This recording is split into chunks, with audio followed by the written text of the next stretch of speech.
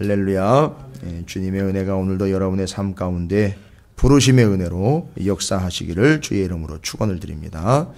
자, 오늘 본문 말씀은 어떻게 보면 저희가 짧게 읽었지만 짧게 읽은 이유는 이제 뒤에 중요한 역사들을 기록하는 마태의 본문 말씀의 의도를 이제는 좀 전초전적으로 명단을 먼저 좀 확인하고 넘어가야 되기 때문에 짧게 예수님이 제자들을 부르신 12명의 명단과 함께 그들을 부르신 이유나 근거에 대해서 이제 말씀을 좀 나눠보고자 합니다. 여러분, 우리가 지금 하나님의 나라를 살아가고 있거든요. 지금은 제사장 나라는 아닙니다. 틀렸다가 아니라 제사장 나라가 이제 완성이 돼서 하나님 나라에 담겨버렸기 때문에 지금은 제사장은 없어요. 명분상으로 제사장 없고 제물 없습니다. 성막 성전이 없습니다.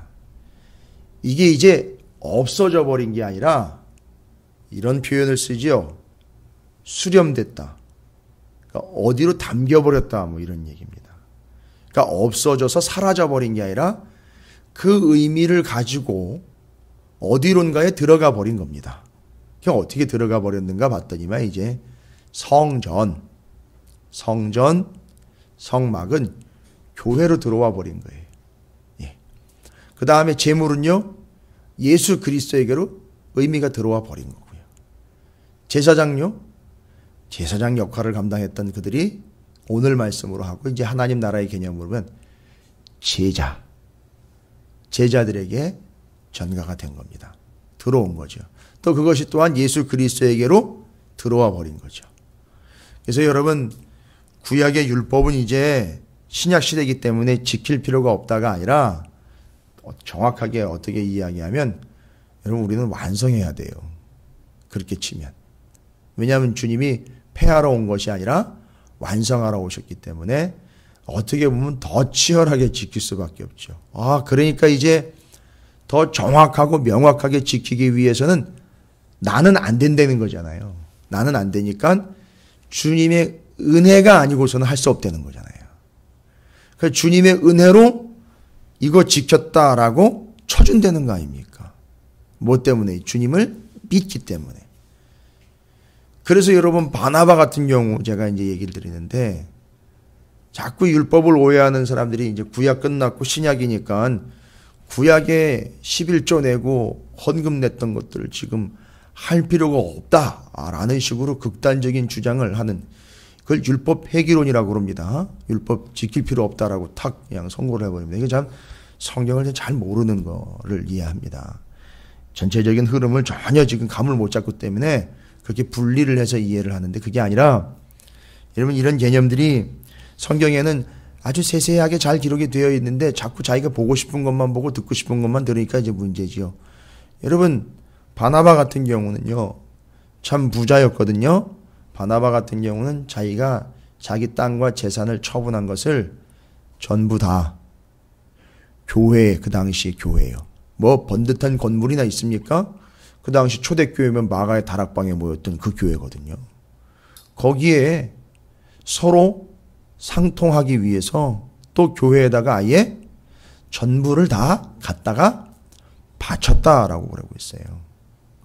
그러니까 이제 11조 헌물, 그 다음에 여러 가지 재물들을 거두어 드리던 성전으로 간 게 아니라 전부를 드리는 교회로 간 겁니다. 그러니까 이건 없어진 게 아니에요. 교회로 수렴이 돼버린 거죠. 사라진 게 아닙니다. 안 할 필요가, 어떻게 보면 그거 따지기 시작하면은요, 더 심각해지는 겁니다. 그런 식으로 하다 보면. 안 해도 된다 이러는 게 아니라, 아니요, 안 해도 되는 게 아니라 자원하여 그냥 다 갖다 드린 거예요. 이러기 시작하면, 그런 식으로 따지면 서로 할 말이 없어지는 겁니다. 이런 의미들을 잘 모르니까 상당히 오해들을 많이 하면서 자기들 이야기하고 듣고 싶은 대로 말하고 듣고 싶은 대로 듣는 게 이제 문제지요. 그래서 여러분, 이제 제사장 나라는 그렇고 이제 하나님 나라이기 때문에 하나님 나라는 원칙이 그겁니다. 하나님 나라는 하나님의 어린 양으로 시작된 나라다. 제가 몇 번씩 말씀드리고 있어요. 제사장 나라는요, 6월절의 어린 양으로 시작된 거예요. 그때 그 6월절의 어린 양. 근데 하나님 나라는 하나님의 어린 양, 그 6월절 어린 양의 개념을 담고 있는 하나님의 어린 양 예수로 시작된 겁니다. 그래서 하나님을 아버지라 부르는 거고요. 한 영혼이 천하보다 귀한 것. 그래서 지금 이제 바로 보십시오. 예수님이 12제자를 부르신 이유도 바로 요 한 영혼이 천하보다 귀한 것, 요 이유 때문에 지금 12제자를 부르신 거고요. 십자가를 통해서 완성되는 나라죠. 예수님이 십자가에서 다 이루었다 했기에 하나님 나라로 제사장 나라가 싹 담겨버립니다. 그리고 휘장 찢어졌기 때문에 제사장들이 들락날락했던 그런 형식과 이제 그런 폼은 필요가 없어졌다. 너희들의 직무는 이제 끝났다. 오직 예수를 믿는 이들이 자유롭게 들락날락하면서 하나님의 임재 앞으로 나올 수 있게 되었다. 그게 바로 교회로 나온 거예요. 그렇죠. 그렇게 해서 정리가 되어버립니다. 그리고 이제 하나님의 나라는 제자와 교회로 이끌림을 받는 나라예요. 이 하나님의 나라가. 그래서 지금 보시면 아시겠지만 일단 제자와 교회로 이끌림을 받는데 제자를 부르시죠. 12제자 부르시는 거예요. 교회는요. 저 이제 뒤에 갑니다. 성령이 임하게 되는 마가의 다락방, 그 교회의 개념들로 이제는 후에 정립이 되게 되죠. 여러분 이거 아주 중요한 개념입니다. 여러분들 늘 좀 이렇게 외워보시고 떠올려 보시면서 하나님 나라, 현재 지금 우리는 하나님의 나라를 살아가고 있거든요. 근데 그 하나님의 나라는 제자와 교회로 이끌림을 받다. 제사장 나라는요. 장자와 성전으로 이끌림을 받고 있던 나라예요. 장자는요. 6월절에 죽어야 됐던 그 장자들 살았죠. 그래서 그 장자는 하나님 거라고 얘기하셨어요. 그래서 원래 장자가 태어나면 어디로 보내야 되냐면 성전으로 보내야 돼요. 하나님의 일을 위해서. 근데 그들을 대신해서 하나님께 드려진 존재가 있죠. 그게 이제 레위인들입니다. 그리고 그 레위인들 중에서 제사장들과 또 그 레위인들 중에서 성전에서 제사 드릴 때에 돕는 이들이 다 레위 지파에서 나오는 겁니다. 그래서 레위인, 장자 이러다 보니까 12지파 개념이 자꾸 나와요. 그럼 여러분 레위라는 부분은요. 하나님의 일을 위하여 각 가정의 장자들을 대신해서 레위인들이 세움을 받았다라는 건 12지파의 개념이죠. 12지파는 12명의 야곱의 아들들이란 말이죠. 그러면 그 12지파 개념은요. 12명의 아들이니까 서로 어떤 관계죠? 형제 관계. 그래서 지금 우리가 신약에 오면 자꾸 형제 얘기하는 이유가 우리는 서로 형제 관계, 이게 12지파의 형제 관계에서 왔기 때문에 형제라는 표현을 쓰는 거예요. 그냥 친한 관계와 이해관계로서 형제라는 개념을 도용을 해서 쓰는 게 아닙니다. 이게 다 이미 그렇게 해서 전제가 되어 있기 때문에 형제, 자매라는 표현을 그렇게 쓰는 거예요. 그리고 이제 하나님을 아버지라 부르기 때문에 한 자녀이기 때문에 형제, 자매라고 이야기해요. 거기서 그래서 예수님이 맏형이 된다 그랬잖아요. 우리의 큰형님 된다 그랬잖아요. 이게 성경을 더 깊이 알고 이해되면 다 들리는 얘기입니다. 그래서 지금 우리는 하나님의 나라에서 제자와 교회로 이끌림을 받고 있는 나라예요. 그러니까 여러분, 교회는 제자들의 모임인 거예요. 그래서 지금 이 하나님의 나라는 제자와 교회로 이끌림을 받고 있어요. 그러니까 뭔 얘기입니까? 제대로 된 교회, 진짜 제자들에 의해서 하나님 나라가 이끌림을 받고 있는 거예요. 그러니까 우리가 늘 생각해 봐야 되는 건 이거예요. 우리 교회가 진짜 제대로 된 교회냐, 내가 주님의 진짜 참된 제자냐, 이거 확인해야 된다는 겁니다. 자, 그러면 우리가 어쨌든 그냥 교인이 아니라 주님의 제자가 되는 것이 하나님 나라에 합당한 신분이거든요. 그러니까 여러분, 우리는 늘 자기 스스로가 질문해야 됩니다. 나는 진짜 참 교회, 참 구성원인 제자가 맞느냐? 이거 늘 확인하셔야 돼요. 그래서 오늘 제자를 부르신 요 사건이요. 뒤에 이제 제자들로서 어떻게 명령하셔서 보내는 이야기가 나오는데 제자를 부르신 사건이 상당히 심플해요. 잘 보시면 10장 1절부터 4절까지만 우리가 함께 읽었지만 제자 부르시는 사건이 복잡하지가 않아요. 아주 상당히 심플합니다. 여러분 지금 제자를 부르시는 요 사건이요. 어제도 말씀드렸는데 언제쯤 이 제자들을 부르셨느냐 하면 산상수훈 다 끝나고 그 뒤에 예수님이 그 산에서 내려오셔가지고 다니시면서 귀신 쫓고 병든 자 고치고 아픈 사람들 쫓아가가지고선 그 일일이 찾아다니면서 귀신 들린 자 거라사 광인 그 무덤에서 막 날뛰고 들뛰던 그 사람들 쫓아가고 돼지 2,000마리 죽은 거 막 이런 뭐 한 어마어마한 일들이 있었잖아요. 전에 베드로 장모의 10명도 고치고 막 고치고 쫓아내고 뭐 치유하고 막 이런 것들 있잖아요. 바로 공생의 2년 차에 제자들을 불렀다는 거예요. 이쯤 되면은요, 제자들을 불렀다 그러면 이런 생각을 좀 해봤어요.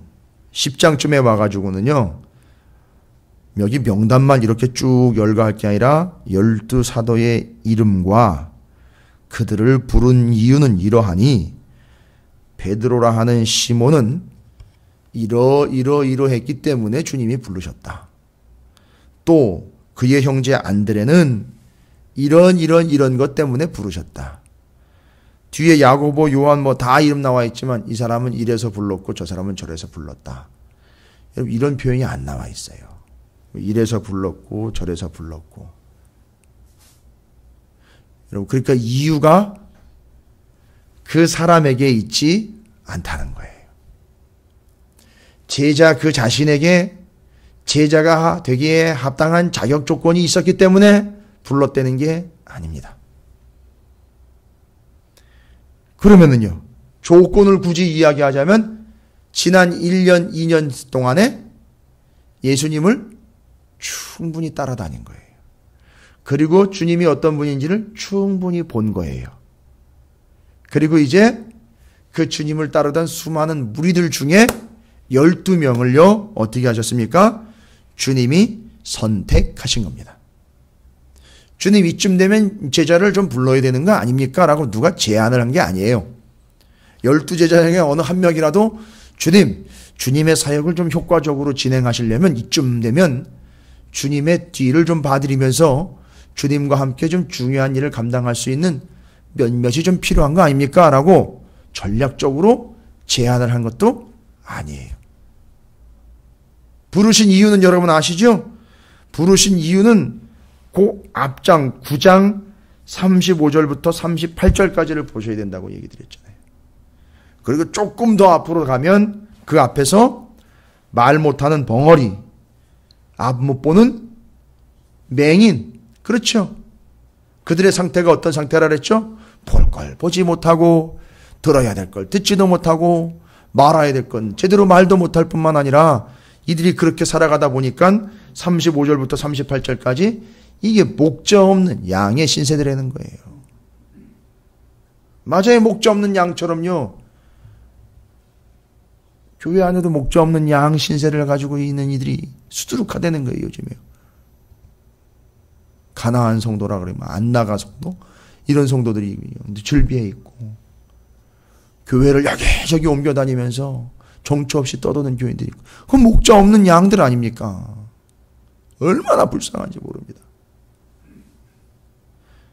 그래서 여러분께서 예수님이 제자들을 왜 부르시는지의 본질적인 걸 좀 이해하시려면 35절부터 38절을 다시 읽으셔야 돼요. 예수께서 모든 도시와 마을을 두루 다니사 그들의 회당에서 가르치시며 천국 복음을 전파하시며 모든 병과 모든 약한 것을 고치시니라. 무리를 보시고 불쌍히 여기시니 이는 그들이 목자 없는 양과 같이 고생하며 기진함이라. 이제 제자들에게 이르되 제자들한테 이르는 거예요. 이 제자는 12제자가 아니라 12제자를 포함한 주님을 따르고 있는 일반적인 제자들 이야기하는 거예요. 말씀합니다. 추수할 것은 많되 일꾼이 적어. 추수할 것이 맞다라고 이야기해가지고 요즘에 우리 추석처럼 다 익어가지고 이제 딸만한 그런 과일들 그런 개념이 아니에요. 잘 거둬들여야 할 소중한 영혼들 있잖아요. 저 아직 그냥 내버려 두면 떨어져가지고 그냥 내버려 두면 기진하고 고생하여 패역함으로 구원받지 못하게 될 저들을 주님의 백성으로 이제 거두어들여야 되는 그 추수할 일꾼들을 이야기하는 거지. 그들이 그럴만해서 따가지고 보관해야 되는 개념에 이 과일이나 이런 그 곡식들을 따드리는 그런 개념을 이야기하는 게 아니에요. 빨리 가서 그들을 주님의 제자들이 보호하고 구원 얻도록 해줘야 된다는 거죠. 그래서 이제 딴다라는 개념과 추수한다는 거는 구원받게 하면 그게 완성이니까요. 그렇게 해서 수확한다는 개념으로 가는 거죠. 그걸 위해서 누가 필요한 거죠? 제자가 필요했던 거예요. 그걸 위해서 주님의 12제자가 필요한 거예요. 그래서 38절에 그러므로 추수하는 주인에게 청하여 추수할 일꾼들을 보내주소서 하라 하시니라. 요 이야기를 딱 하시고 바로 이어가지고 주님이 12제자를 부르시는 거예요. 너희가 바로 요걸 위한 존재들이야 라고 이야기하시는 거예요. 그러니까 너희 12명은 35절부터 38절, 물론 이제 장절 구분은 없지만 옛날에는요, 그 얘기를 이제 하시면서 주님이 말씀해, 그것 때문에 너희가 부름받은 존재들이야. 알겠어? 라고 이야기하시는 거예요. 그러니까 아까도 말씀드렸지만 제자들을 부를 때에는요, 이유가 있죠? 제자들을 위하여 부르신 게 아니에요. 제자들로 인하여 죽어가는 이들을 추수하기 위하여, 구원받게 하기 위하여 그들을 목자 없는 양같이 그냥 쳐내버려 수 없기 때문에 눈 먼 자로 귀 먼 자로 말 못하는 자로 살아가요 기진하고 고생하는 자들로 내버려 둘 수 없기 때문에 12제자를 부른 겁니다. 자, 그래서 근거는 제자들에게 있지 않았다는 거예요.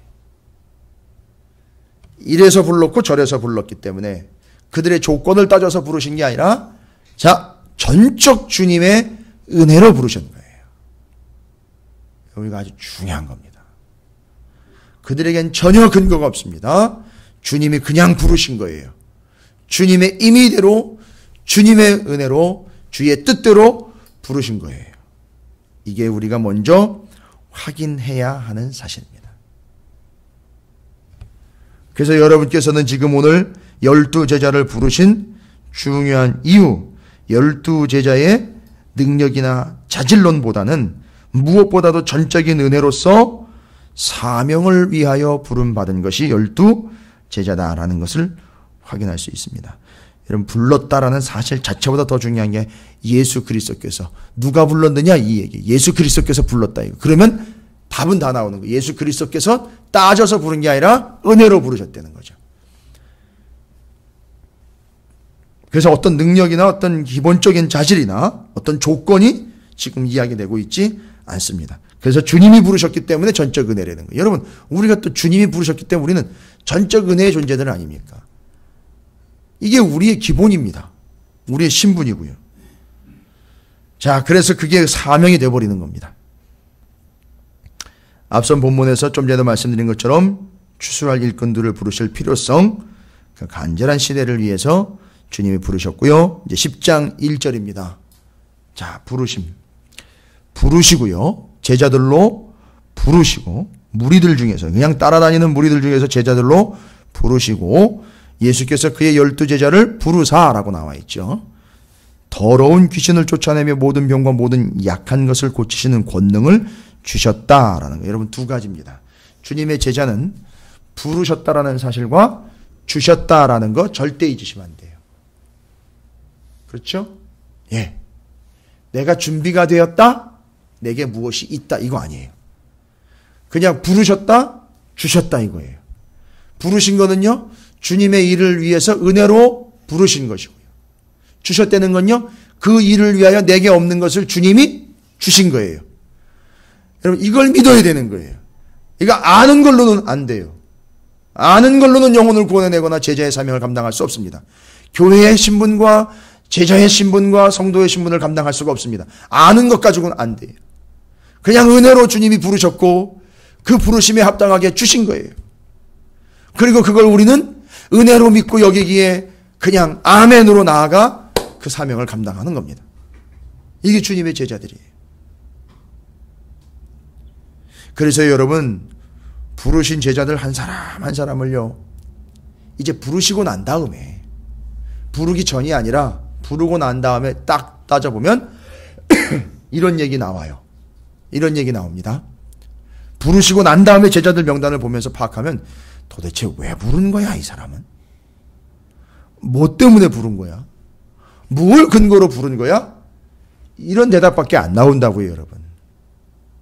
아무리 눈을 씻고 찾아봐도 능력이 있다거나 뭔가 가진 것이 있다거나 뭔가 요즘 말로 말하자면 경력, 이력, 스펙이라는 걸 찾아보면 전혀 근거가 없습니다.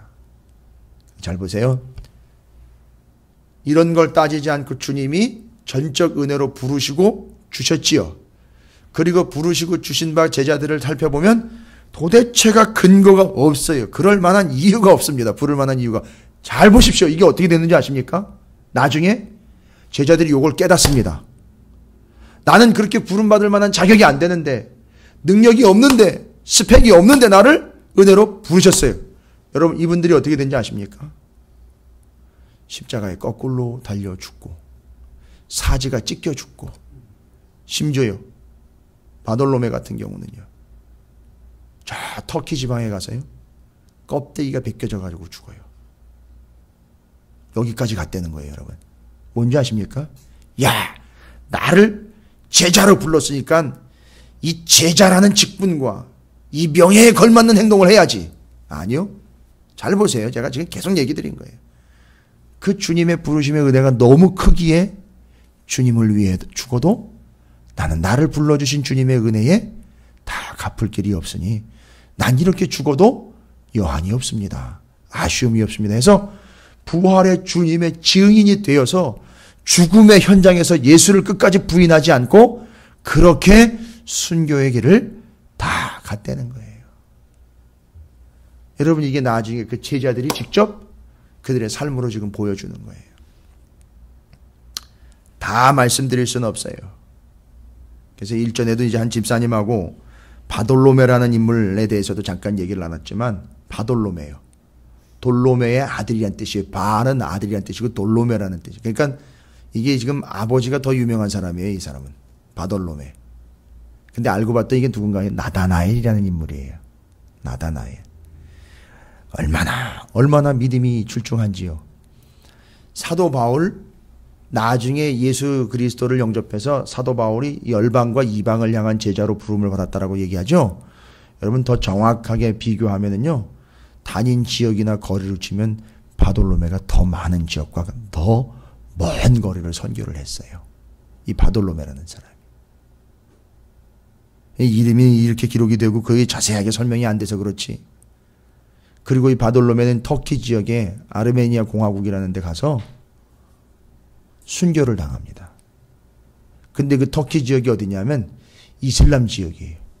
그래서 지금 그 터키 변방에 아르메니아 공화국 그쪽에 바돌로메 곧 나다나엘의 순교 묘지가 있습니다. 근데 그걸 바리케이트를 쳐놨어요. 지금 어느 누구도 못 들어가요. 왠지 아십니까? 회교권 국가에서 바돌로메 곧 나다나엘이 이렇게 예수의 복음을 전하다가 순교한 걸 알면 많은 사람들이 예수 믿는 걸로 개종을 해버릴 걸 알기 때문에 그걸 지금도 정책적으로 막고 있어요. 아무도 못 들어가요. 못 들어가겠어요. 근데 그 바돌로메가 아까 제가 말씀드렸죠? 어떻게 순교당한지 아십니까? 껍데기가 산채로 벗겨지는 죽음을 당했어요. 여러분, 왜 이런 일이 가능해요? 베드로는요, 거꾸로요. 십자가에 주님은 바로 달렸는데 오히려 주님의 제자인 베드로는 십자가에 거꾸로 달려 죽었습니다. 아주 비참한 최후를 맞았습니다. 근데 그게 너무 비참해서 예수 믿겠어? 이게 아니라 그러게 되기까지도 예수님을 부인하지 않았던 거예요. 왜죠? 나를 불러주신 은혜가 더 컸던 거예요. 할렐루야. 여러분의 삶이 바로 그런 삶이 되시기를 주님의 이름으로 축원을 드립니다. 하나님 나라에는요, 제자들로 부름받은 제자들과 교회로 이끌림을 받는 나라예요. 우리 교회와 제자들인 성도들이요, 이런 소명의식과 사명의식이 있어야 될 줄로 믿습니다. 왜 하필 12명이냐? 여러분, 이건 완성시키려고 하는 거예요. 이스라엘의 12지파 있지 않습니까?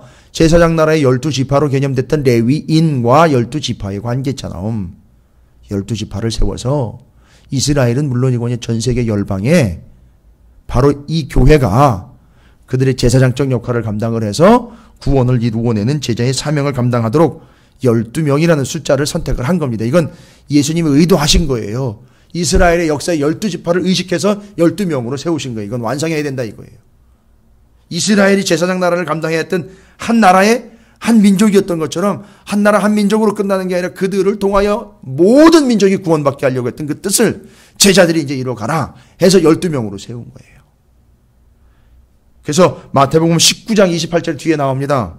예수께서 이르시되 내가 진실로 너희에게 이르노니 세상이 새롭게 되어 인자가 자기 영광의 보좌에 앉을 때에 나를 따르는 너희도 12보좌에 앉아 이스라엘 12지파를 심판하리라. 제대로 했는지 안 했는지 너희 12명이 앉아가지고 심판할 거야. 니들이 똑바로 그 사명을 감당하고 난 다음에 그 역할을 감당하라. 그리고 전국에 들어와 그 기준과 가치를 판단해낼 수 있는 나와 함께 보좌에 앉은 자들이 되거라 라고 이야기하는 거예요. 이게 12제자입니다. 여러분, 우리는 바로 이렇게 부름을 받았습니다. 전적인 은혜로 부름받았고요. 그걸 감당하도록 하나님께서 주님을 통하여 그 능력과 사명을 주셨습니다. 오늘 10장 1절의 말씀을 잊지 마십시오. 예수께서 그의 12제자를 부르셨고 더러운 귀신을 쫓아내며 모든 병과 모든 약한 것을 고치시는 권능을 주셨다. 부르셨고 주셨다. 잊지 마시기 바라겠습니다. 여러분께서 이 삶 자체는 부르신 삶이고 여러분이 누리고 있는 모든 것들은 다 주신 것이라는 사실을 잊지 마시기 바랍니다. 왜 부르셨고 왜 주셨느냐? 기진하며 고통스러워하며 보지 못하며 벙어리로 말도 못하고 벙어리로 듣지도 못하는 자들을 향하여 가서 그 사명을 감당하라고 주신 겁니다. 그런데 심지어는 교회 안에 이 제자로 부른 이들이 여전히 보지 못하고 듣지도 못하고 알지도 못하고 이런 비참한 상황 가운데 있기 때문에 저 세상이 교회에게 기대를 걸지 않는 이유가 있습니다. 기진하고 고통스러워 와가지고 도움을 요청하는데 같이 기진하고 앉아있으니 이게 어떻게 도움을 얻겠습니까? 여러분, 이게 교회의 모습은 아닐 겁니다. 이게 제자들의 모습은 아닐 겁니다. 여러분이 새벽마다 주님 앞에 나와 그 부르심을 확인하시고 주님이 주셨다라는 사명과 소명을 날마다 확인하시는 참된 주의 제자들이 되시기를 주님의 이름으로 축원을 드립니다.